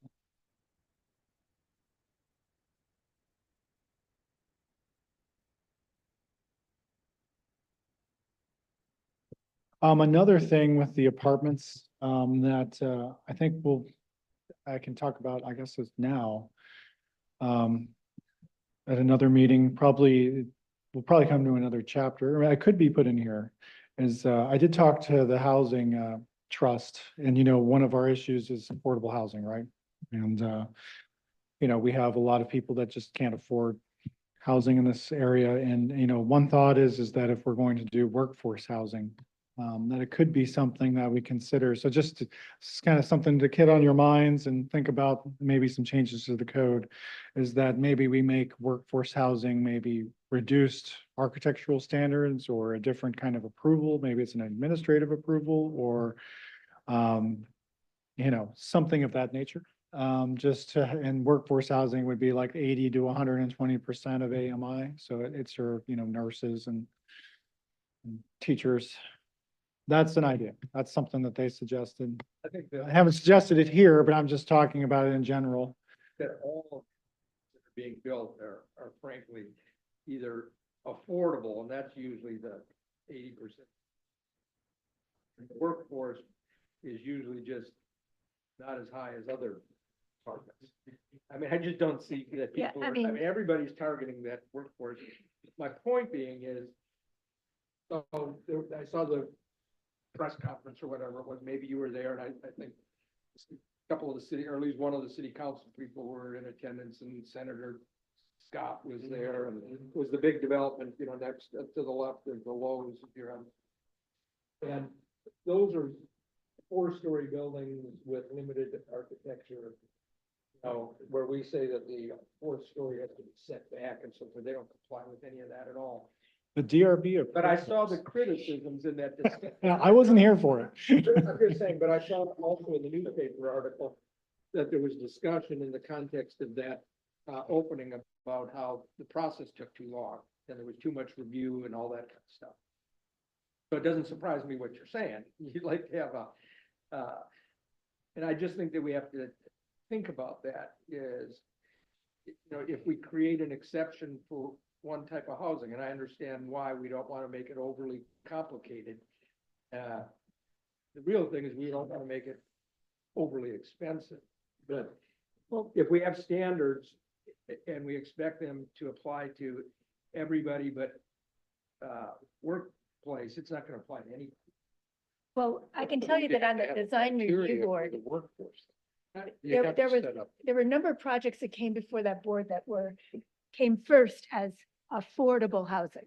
Oh, yeah. Not workforce housing, affordable housing. So that's- And then by the time the approval rolled around and they came back a second time or whatever, all of a sudden it's no longer affordable housing. And their explanation is that their financing dried up. Because the tax credits are very, very limited, and I always told my clients, because we had much more controversial projects where I worked than here. And I always say, don't tell them it's not gonna be affordable, because as soon as you tell them it's not gonna be affordable, some affordable housing developer is gonna offer you to buy that land from you. It's gonna become affordable, and everybody's gonna think that was a bait and switch. Yeah. But, you know, if you don't have those housing tax credits, it's usually because you're not in that business. So they almost always go to somebody who is an affordable housing tax credit developer. They're hard to get, and those guys know how to get them. So, but every now and then it doesn't work out for even those guys that are in the specifically affordable housing developers. And then they call them workforce. But I never hear anybody really pitching it as anything other than affordable and workforce, because that's basically who they're renting apartments to. And so I hear what you're saying, Kurt, and I think we need to be conscious about the fact that there's a lot of criticism that especially affordable, but also workforce housing is being put through too many ringers. But I think we should set up our standards. In the course of writing our standards, just be conscious of what may add to unnecessarily to the price. And not let anybody off the hook of design review just because. it's Okay. Yeah, and that's why I'm bringing it up. $1 cheaper than somebody else. That's why I'm bringing it up, because we need to work on it. And I have been, Pull the rental price in the end. we do have multiple examples of everything from affordable housing that built in the last year to workforce housing to market rate housing that you've seen go up in the last year. So you've seen all three go up. You know, I think Point Grant actually looks pretty good, you know, so it's not bad, but yeah. But I've also been meeting with a lot of the stakeholders in the last few weeks, just to try to get their ideas. And, you know, this was one of them. You know, the thought is affordable housing. You know, a lot of communities have done something. They've either done a expedited review process, they've lowered the standards, they've lowered fees, they've done something. They've made it an administrative approval. You know, I think when I talked to the housing trust there, they thought that maybe, obviously anything would be positive, but they thought, if there's some way to make it more of an administrative approval, that would help. And I think you heard from the newspaper article, but if that's not your will, it would have to go into this code. If the council wants to do a, financial incentive or lower impact fees or whatever, they can always do that. That doesn't come through you. But, what you could do is you could say, maybe you would lower your transparency standards, right? For windows, you could, any of these things, but it sounds like, you feel like they should still be reviewed. It shouldn't be just an administrative review. That's what I'm hearing from everybody. And I didn't mean to really bring this up today too much, but I just thought, since we're doing kind of a general thing, this is one thing. So are you contemplating like a separate section of the code for such housing? Well, yeah, it would have to be some kind of specific definition, this is workforce housing and this workforce housing has a specific, and it might just be in the use table. It would probably be in the use table chapter, was that 3? When we come up with specific uses that, maybe it doesn't have to meet these standards, or maybe it's an administrative rule, but sounds like I'm not hearing anybody else support of an administrative approval, so. Well, if there are sufficient standards, I'm fine with administrative approval. But the problem is if there's no standards, we end up with, surprises and unintended consequences. So that's the biggest risk of administrative approval, in my opinion. Okay, I think everything can become an administrative standard if they pitch it correctly. Or an administrative approval if the applicant ends up pitching it the right way. And then all of a sudden we're going, well, how the heck? But what we don't want are, willy-nilly departures from general standards. So, the latitude to be granted the administrator needs to be set forth in the code. I think I just want to know, we might, again, this could be townhouses, this could be even single family or duplexes. You could do it for all these uses. You could do workforce housing. Like the hospital's was trying to build that subdivision. I'm not sure if they still are, but they were gonna fund it, right? for Are you their- talking about the one across the way? Yeah, across from the fire station behind it. And so it really could be for townhouses, it could be for apartments, it could be for any of these uses. So I'm just trying to, if you want to work on something like that, I can. I'm just bringing it up. I'm just a little, what's your I think that we should take into ideas? consideration cost in all of our standards, and that gets so outrageous that we drive up the price of anything. And I'm not talking about lowering our standard. I'm just saying that gets so outrageous and drag things out where people, we just add to the cost. I think if we have a certain standard, it ought to apply to everyone. Everything, okay? And we just should be careful as we're just writing these things that we don't price, people out of the market. I think where we need to go is we need to finish up where we're at with this code. Okay, I okay, think we sorry. could go. I just back wanted and to take- talk about it because, Yeah. I think we next could go month- back and take a look at what are the implications of trying to do something different in affordable housing. But I don't know, in my opinion right now, I think we need to, This is just a quote was in this article. I don't know if this was Senator Scott or someone, he was pointing to that developer, said they put profit as a secondary motivation and serving the community as a primary motivation. I don't believe that. for a yeah, I second. don't. I think, I don't think there's anything wrong with a profit, I just think because what the affordable housing guys do is because of the ability of the ability to get these tax credits, they're just happen to be placing part of the cost on the public. They're still making plenty of money, and I Right. know some affordable housing developers that are as successful and making as much money as the market rate guys, so. But I think the biggest problem with affordable housing in terms of community perception is that it almost always means apartments. Well, it And almost nobody always- wants, we hear it every day, you just say the word apartment and everybody Well, gets that's all what over it, it. but the truth is, that's what that is all we're talking about in the current environment in terms of affordability. We have priced everybody who can only afford something affordable out of the home ownership market. So now it's all apartments, but, so the biggest issue that I run into on the affordability issue is people are concerned that they're gonna look like crap, and that they're not gonna be well maintained. So I think part of our challenge is to make sure that people who live in affordable housing communities have as good of a housing environment as those who live in non-affordable housing communities. And we do that through standards. Well, and Just that can't make applies it to, so onerous yeah. that it drives up the price so much that they can't build them. But Um, I don't think we should be driving up the price of anything that, on anybody. Because otherwise we have a code where we say we have high standards for rich people and low standards for poor people. That doesn't make any sense. I think we're gonna get bogged down in Okay. dealing with affordable housing. I think that's, Just that is a topic that we need to real uh, quick, and I talk think, about, we need to discuss. But I think, we establish a base and then we can talk about affordable housing. Before we go on, I know that there's some people that had some earlier appointments this evening. I don't know if you want, how far you want to go through, if you want to go through this whole. You want me to go I think just we'll in the be next here half till- hour? I'm on slide 13 of 19. That helps. Up to y'all. And I think really the liner buildings are the kind of the biggest thing to talk about in the drive-throughs. Those are all kind of new.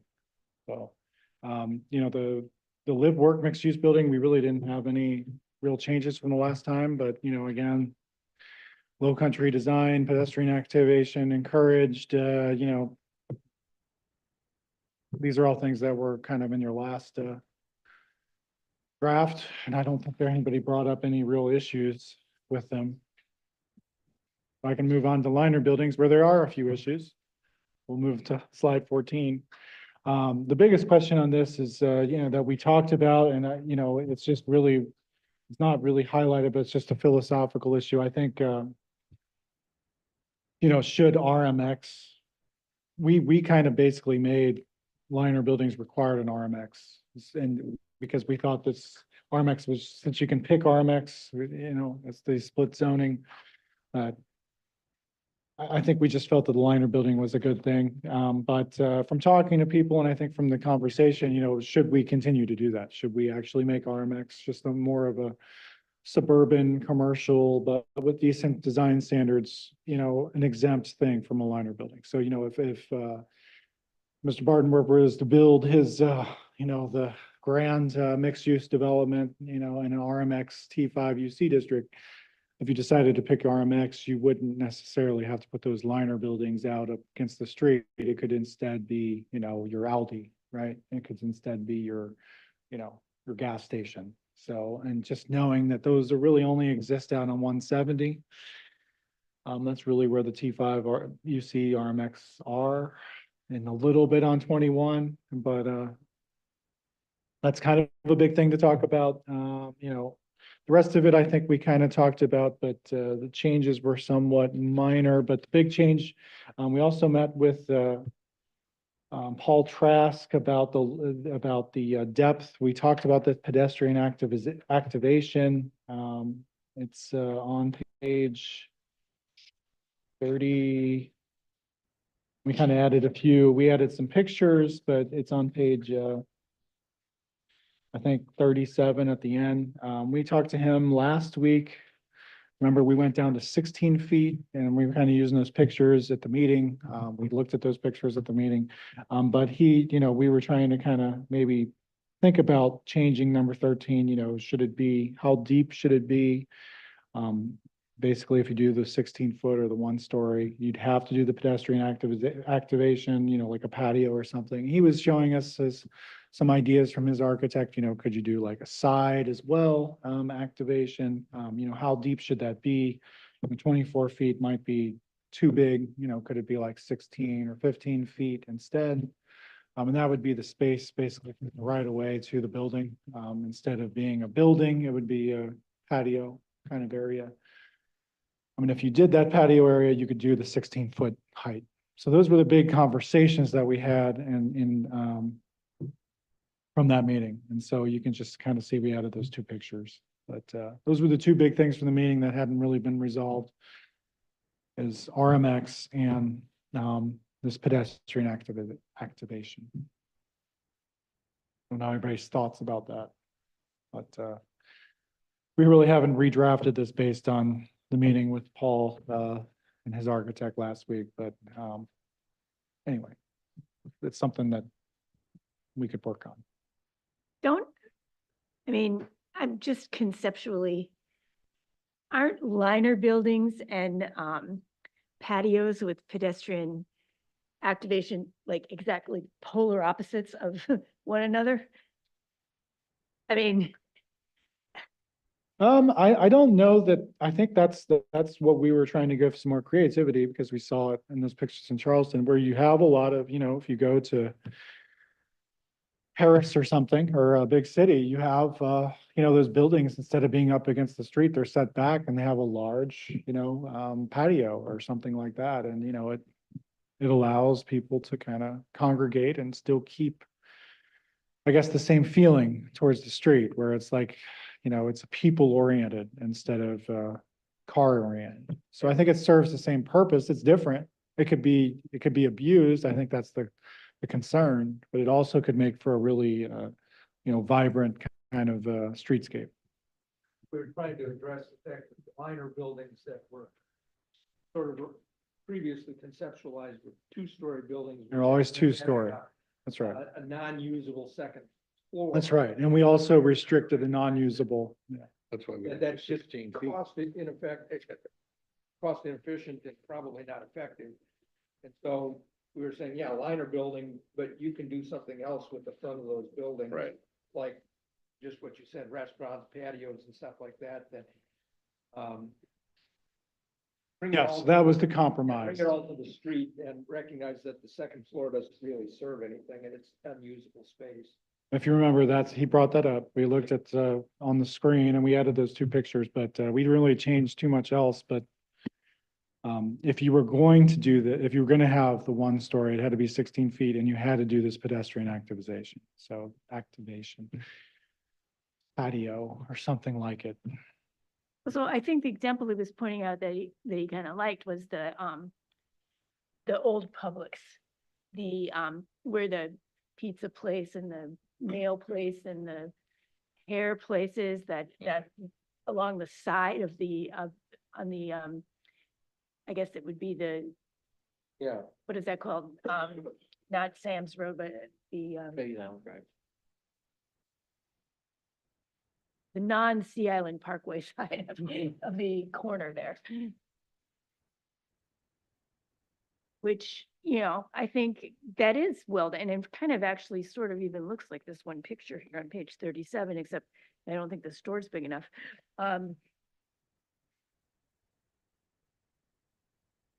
That makes sense in an area where there is going to be, it's reasonable for there to be pedestrian activity. But I think some of the RMX things, I don't know that they're located somewhere where really want to have a lot of people walking around, like on 170, does that make a lot of sense? No, and that's why we're bringing it up. I'm bringing it up right now. So do you just want to, I think staff was pushing that, right? And so I don't think we resolved it. So if that was the case, we would just put it back to where it was. This, currently there's no liner building standard in RMX. We were thinking to add it just because it seemed like people were using RMX to get around, but yeah, now thinking about it some more, I think you might be right. It doesn't, It's an idea that can be floated out there in appropriate circumstances, but the other idea was don't require that that it can be a building with height and with architecture to it, but it doesn't have to be an active second floor space. yeah, and there's two separate things going on. The first was the RMX, we were pitching to require liner buildings in the RMX, so I think we're talking about just eliminating that.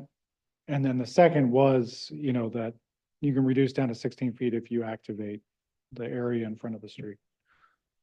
Those were two separate things. So even if we don't do the RMX, we get rid of, it just goes back to the way it was, we would still reduce it down to one story and allow the activization.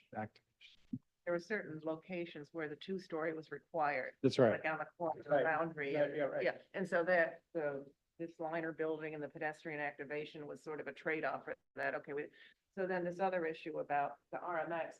I thought the liner though was associated with the side, if a large footprint building.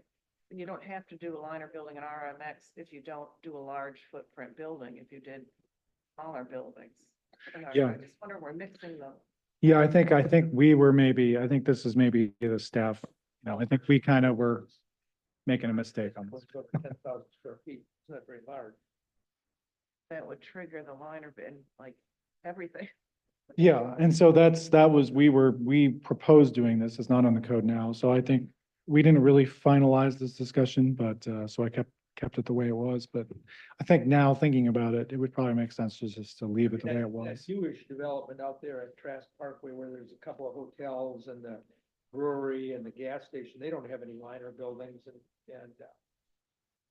they're all, large footprint buildings. Well, they have things They that are are, set they, back. on the But front end, they have like, don't they have like a sub shop and, some places like that? I don't know if those are Right. considered liner my buildings. point is, I don't have any problem with it. I'm just saying that the idea was to was to build all your parking in those kind of developments, and that doesn't do it at all. And the question is that development better designed if it was forced to shield that parking? I don't know. I care out there. I think that's the question. Do you want all, in the more distant parts of the city that are on highways, right, or on arterial roads that are not terribly walkable right now, do you want to allow them to not do a liner building? Which is the way the code is now. Well, I and think- there's a financial incentive for those builders to have parcels along for, small commercial type stuff, whether it's, a restaurant, a gas station, or whatever. I mean, they, We'll just support the Well, hotels. typically what they want to do, yeah, the typical large development, retail development is you have a big box in the back and you have outlots in the front.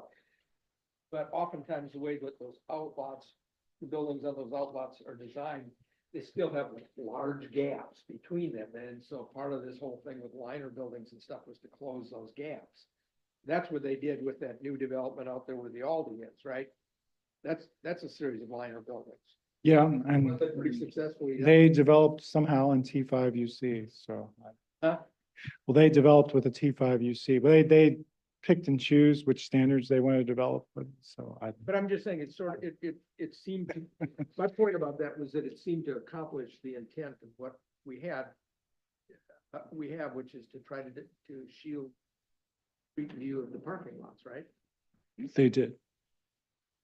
The question is where you want to require that if you choose to build an RMX. or what you want to to require. I mean, you basically have a couple options to shield parking. One is landscaping and trees, and the other one is buildings.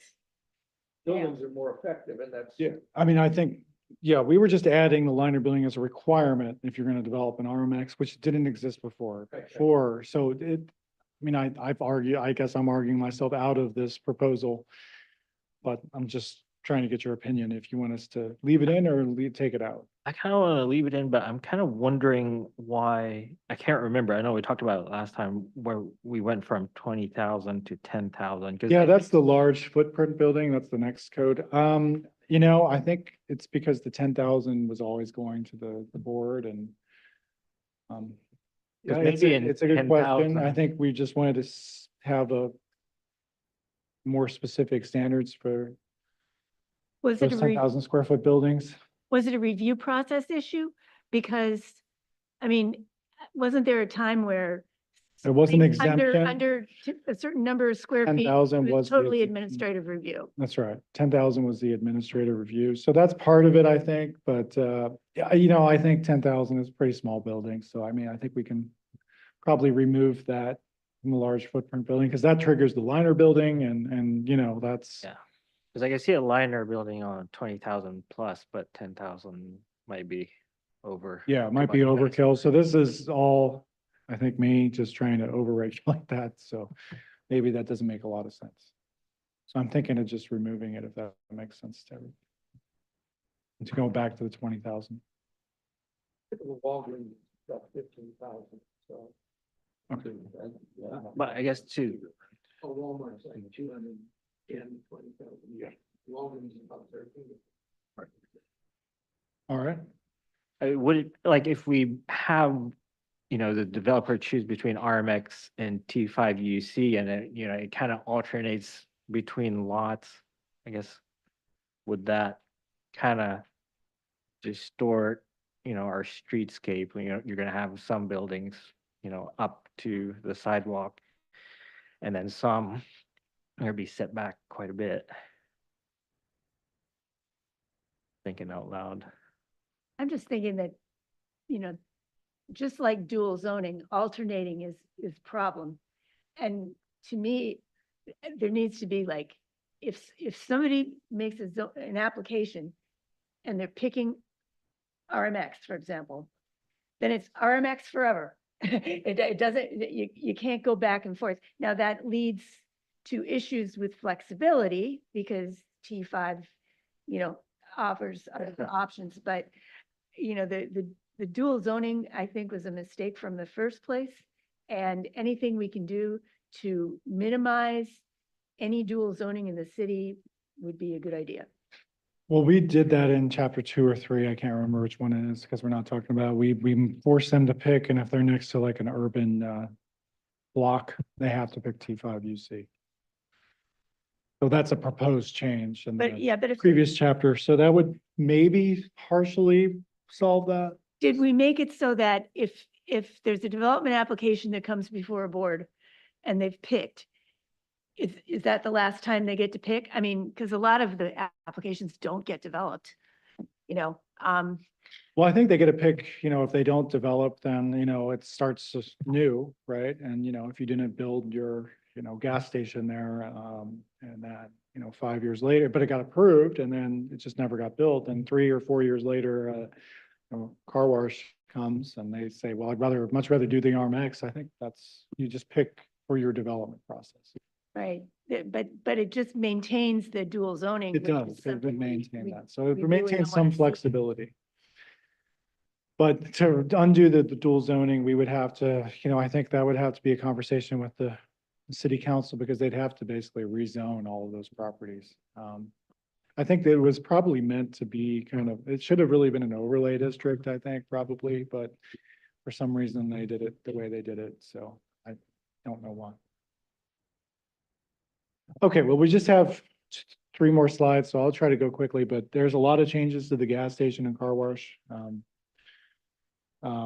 I think the previous language was kind of not super clear, but they're also been, before they're kind of separated out. So drive-throughs are now their own section, 4.5.13, and then gas station and car wash, there's a number of things that were changed with the site layout, street relationship and orientation. There's that funky gas So station. you look at page 44, 45. 46. Just kind of some revisions there. I can talk about each one of those, but So-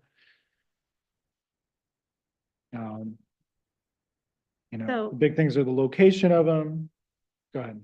On the drive-through facilities, Kurt, on page 40, Sure, we can go to the next one. we see you have a That's picture of the page- Starbucks. 48.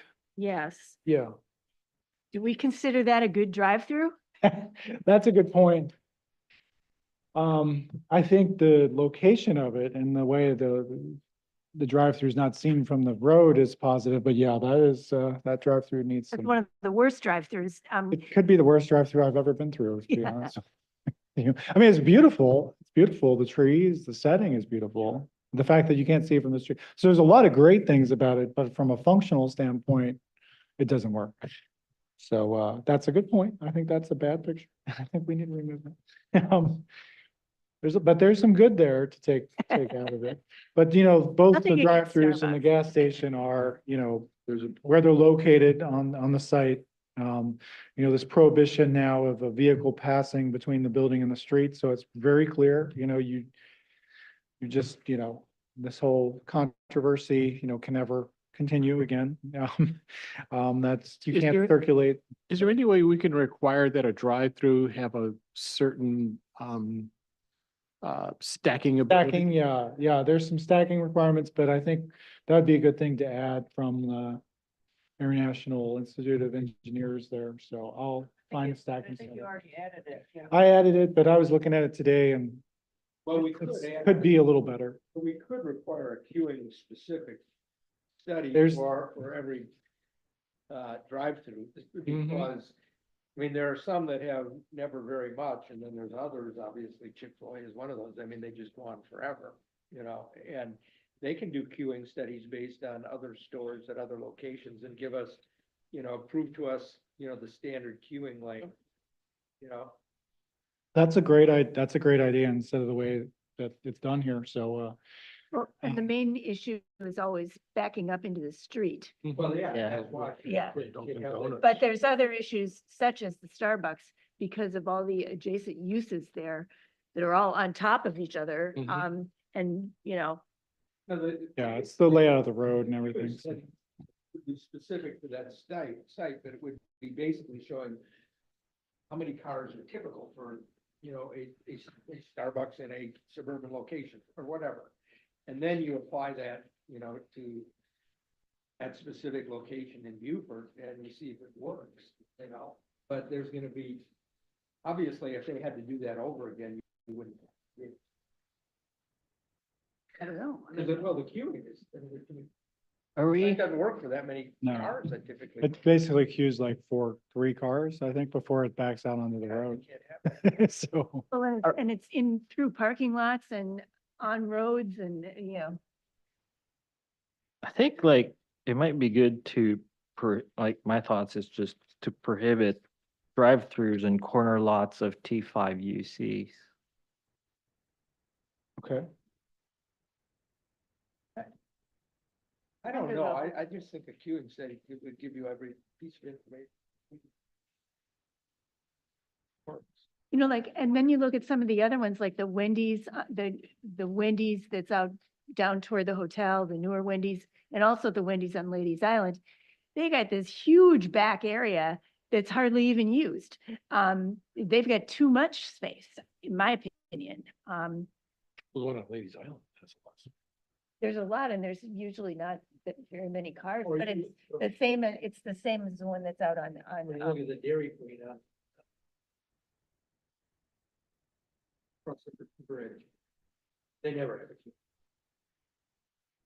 Goes around 3 sides of the building. right? Mhm. And it, It may also be because not very many people go there. Right. That's really why they don't have a queuing problem. You know, I think that's the answer. but that's the point, that, you know, is they would be able to, any queuing study they would show us should work, but. All right, well, I can add may that not- if you would that like. Location may not even, that. site Maybe like may- a stacking, minimum stacking Mhm. standard and Mhm. we can add I know stacking and queuing is in here, but I can add a minimum stacking and then require a queuing standard study. We'll have that for the next meeting. In a different picture. Different yeah, picture. different picture. Okay, and I know you all are trying to get out of here, so this is almost the last page. The churches is an all new section, unless there's somebody else had something with drive-throughs, but churches, you know, we found, we had a church come in wanting to kind of build a new church and, you know, basically it was triggering all the large footprint standards, which is, 40% ground floor windows and a lot of other standards. And for a church, that doesn't really work very well. And so that's why we thought, a new standard for churches should be maybe thought of. And so, that's why it was proposed, and it's meant to be pretty lenient, cut down like on the ground floor transparency and, kind of just, kind of allow you to do a lot of different, architectural, like, spires and things of that nature. So Kurt, it's entitled Church and Institutional Buildings. I'm not sure what institutional buildings, is. Maybe we need to define that, because that's a good point. But that would be like your hospital or your, your college campus or your high school, So something. of that hospital, nature. school, Yeah, and I think this also came up with the middle school, it's like, what, some of their frontages might not, they don't really need windows, or this came up with the hospital, they don't maybe want windows for the emergency room side because it just doesn't make any sense, right? So, but the problem is our code kind of puts them, once when you hit a certain square footage, it's gonna put them into the standard, the middle school is going into that 20, no matter what, so. That was the whole purpose of this, to kind There's of give a also a lot more. typo. flexibility. you get it, 4.5.154. I think it should just be 0.15. I'm sorry, okay. Oh, I'm sorry. Try to correct that. And then finally was just kind of if there's anything else on that, you can always email us too, is, the final section is the design and material standards, but we kind of went over a lot of this before. There were some slight changes to this, just, as you can see, but, very minimal from what was presented to you before. But just as an overview, it was kind of trying to look at the low country building materials, removing some of those standards, just the kind of the definition was changed there, or the intent section, but we added trim types. We were better defining transparency as defenestration. We were kind of cleaning up that language in general, clarifying the span of glass, and better regulating where they have like kind of the Aldi where you have like a window that's required, but it doesn't actually see through the building. Those were just in general, all those standards, but nothing's really new on that except for the first beginning paragraph.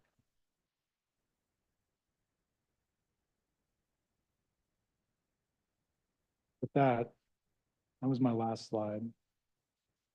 So one little question, there's a lot of references in the building materials to the historic district.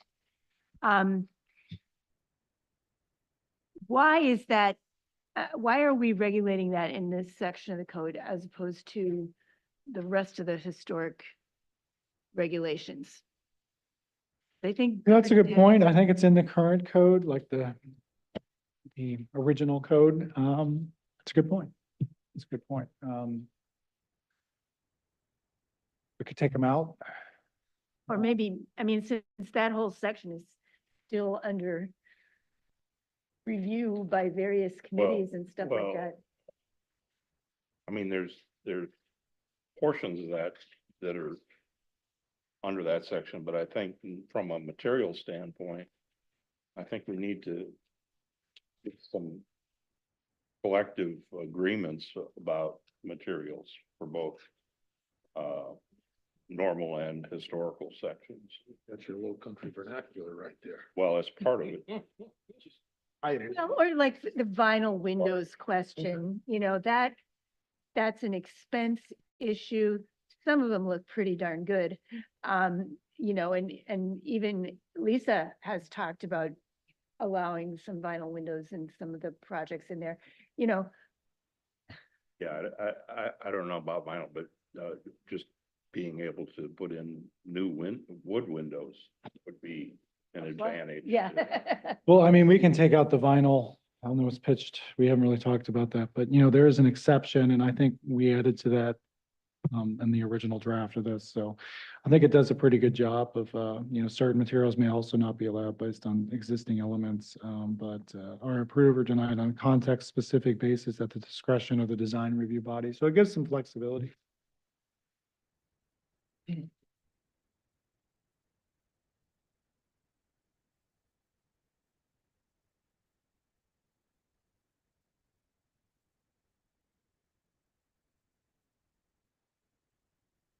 other comments? All right, there's not too much stuff here, so we'll put that in yellow in the next meeting. Some of the graphics I think are gonna take us, the diagrams and stuff, we're gonna have Metters do, so I don't, or maybe, Christopher's pretty good at those kind of things, so maybe he can work on that. What is the date of that meeting? I think it was February 2nd. I'll have my phone, I'll let my phone there. Excuse me. Something by the middle of next week. So just so we're clear on the process, we can rely on this to study for the next meeting. The next The meeting. only additional material we'll need to look at is a note section, correct? You're not going to change this for us. I was thinking of making the revisions, what we talked about here and putting them in yellow, but I could also, I could do that. I could do, like previous times, I could do a key where it quotes every single section that's been changed from this meeting. Well, I thought the chairman directed you not to change this, just give us notes. And I think that's a good idea. Okay. Since some of these things are still up in the air. Or yeah, we could just keep this and, I would prefer to keep this, because I can look at my old notes and this and what we've discussed, but then with just the notes, because we're gonna wind up going through most of 4 again anyhow in our work. okay, so maybe just a separate document that we can have at the meeting that just, it's just those specific things that are changed separate from You this. can either incorporate mine and yours or not, but I'm gonna send it to you in a memo form that says that section so-and-so, subsection so-and-so recommend changing such and such, recommend adding so-and-so. That's the way Okay. I'll do it. Okay, so I'll do that and each page, we'll just have, each page will just be one section. Not gonna change this, but it'll just say like 4.5.4 B. And we'll have the proposed changes and I'll be a page and then the next one will be like 4.7.3 B. And we'll just have a packet of those proposed notes or changes from this meeting. Is that right? So we're all on the same. That's, yeah, that's going to be a lot easier to do, similar to what you did with the code revisions for city code and Okay. when they finally did the approval. Okay. That makes some sense. And we'll kill less trees. All right, so everybody's got this. We'll just send that out. And just know, we might not have the time to do the diagrams. We'll see if we can do those in pictures. So, Oh, I appreciate it. all right, so it's February 2nd at 1 o'clock, is that right? Monday, 1 o'clock. February 2nd. Thank you. I'll take a motion from the board. Move to adjourn. We're adjourned.